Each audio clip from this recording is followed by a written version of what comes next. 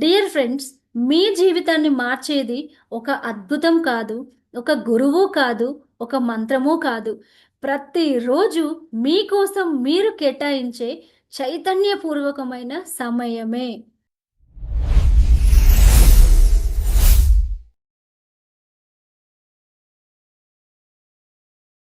భగవద్గీతలో శ్రీకృష్ణుడు ఒక గొప్ప సత్యాన్ని వెల్లడిస్తాడు. ఉద్ధరేనాత్మ నాత్మానం నాత్మానం అవసాదయేత్. అంటే మనిషి తనను తానే పైకి లేపుకోవాలి, తనను తానే దిగజార్చుకోకూడదు. ఎందుకంటే మన జీవితానికి మొదటి సృష్టికర్త మనమే.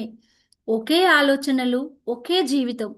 ప్రతిరోజు ఉదయం లేచిన వెంటనే అదే సమస్యలు, అదే ఆందోళనలు, అవే భయాలు, అవే కోపాలు, అవే ఫిర్యాదులు మళ్ళీ మళ్ళీ ఆలోచిస్తే మన మెదడు కూడా అదే నాడీ మార్గాలను ఉపయోగిస్తుంది.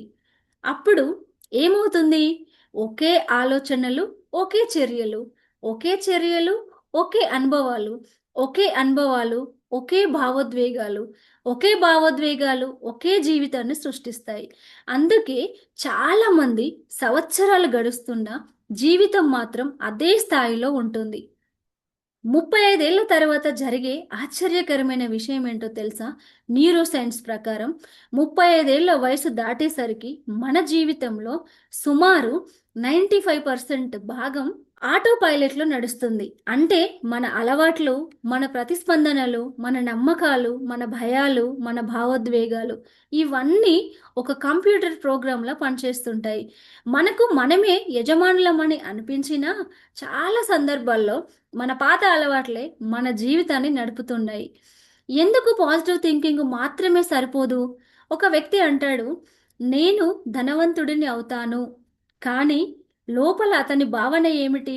నేను దానికి అర్హుడిని కాదు.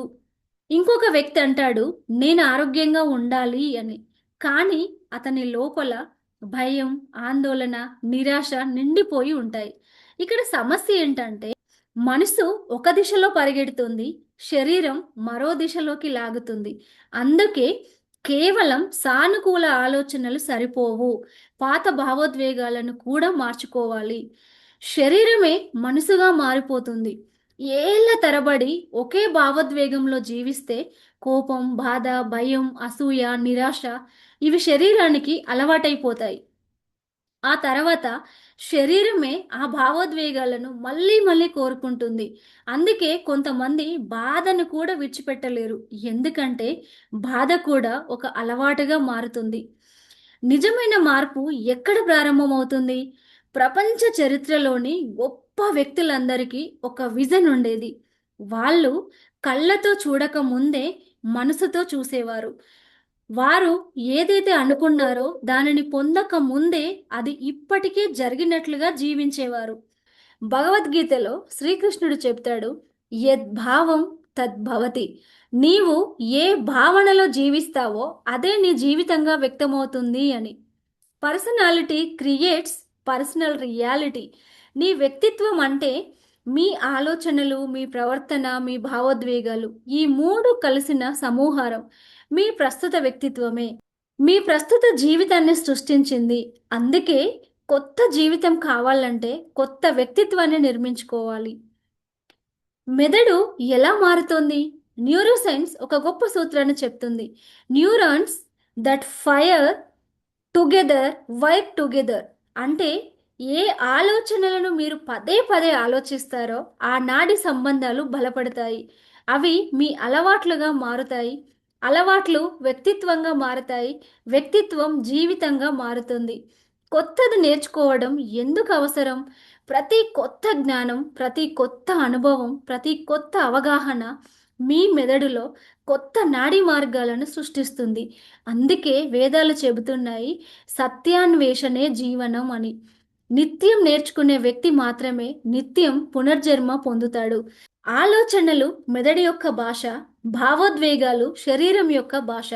ఈ రెండు ఒకే దిశలో పనిచేసినప్పుడు ఒక కొత్త స్టేట్ ఆఫ్ బీయింగ్ ఏర్పడుతుంది. అదే పరివర్తనకు ఆరంభం. కర్మను ఎలా దహనం చేయాలి? భగవద్గీత చెప్తుంది, జ్ఞానాగ్ని సర్వకర్మాణి భస్మసాత్ కురుతే. జ్ఞానం అనే అగ్ని పాత కర్మలను దహనం చేస్తుంది కాబట్టి పాత బాధలను మళ్ళీ మళ్ళీ గుర్తు చేసుకోవడం కాదు, వాటిని అవగాహనతో పరిశీలించడం, పాత భయాలను పోషించడం కాదు, వాటిని వెలుగులోకి తీసుకురావడం. ఇదే కర్మ యొక్క దహనం అని చెప్తుంది. ప్రతిరోజు ఉదయం 5 నిమిషాలు నిశ్శబ్దంగా కూర్చొని కళ్ళు మూసుకొని మీరు ఏ ఎలా అయితే కావాలి, ఏ వ్యక్తిలాగా మిమ్మల్ని మీరు మార్చుకోవాలి అని చూస్తున్నారో, కళ్ళు మూసుకొని మీరు కావాలనుకునే వ్యక్తిగా మిమ్మల్ని మీరు చూడండి. ఆరోగ్యంగా, సంతోషంగా, సంపన్నంగా, దైవ చైతన్యంతో నిండిన వ్యక్తిగా ఊహించుకోండి. ఆ భావనను నిజంగా అనుభూతి చెందండి. శక్తి ఎక్కడికి వెళ్తుందో అక్కడే చైతన్యం విస్తరిస్తుంది. చాలామంది అనారోగ్యం వచ్చినప్పుడు మారతాను, నష్టం వచ్చినప్పుడు మారతారు, సంబంధాలు విరిగిపోయినప్పుడు మారతారు. కానీ ఎందుకు అంతవరకు వేచి ఉండాలి? జ్ఞానం ద్వారా మారడం కూడా సాధ్యమే. ఆనందం ద్వారా మారడం కూడా సాధ్యమే. అవగాహన ద్వారా మారడం కూడా సాధ్యమే.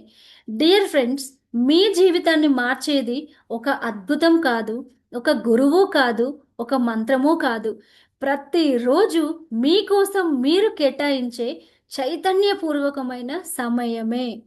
ఈ రోజు నుంచే మీరు ఒక నిర్ణయం తీసుకోండి. పాత ఆలోచనలను విడిచిపెట్టండి. పాత భావోద్వేగాలను ఆహ్వానించండి. కొత్త వ్యక్తిత్వాన్ని నిర్మించండి. అప్పుడు మీ భవిష్యత్తు మీ ముందే ఆవిష్కృతమవుతుంది. ఎందుకంటే మీ జీవితాన్ని మార్చాలంటే నీ పరిస్థితులను కాదు, నిన్ను నీవు మార్చుకోవాలి. Thank you so much. ఇలాంటి క్లాసెస్ ఇంకా అద్భుతమైన విషయాలను మీరు తెలుసుకోవాలి అనుకుంటే నేను జూన్ 10న జరగబోతున్న 21 డేస్ క్లాసెస్కి వెంటనే మీరు రిజిస్ట్రేషన్ చేసుకోనండి. Thank you so much. June 10ల జూమ్లో కలుద్దాం. Thank you so much.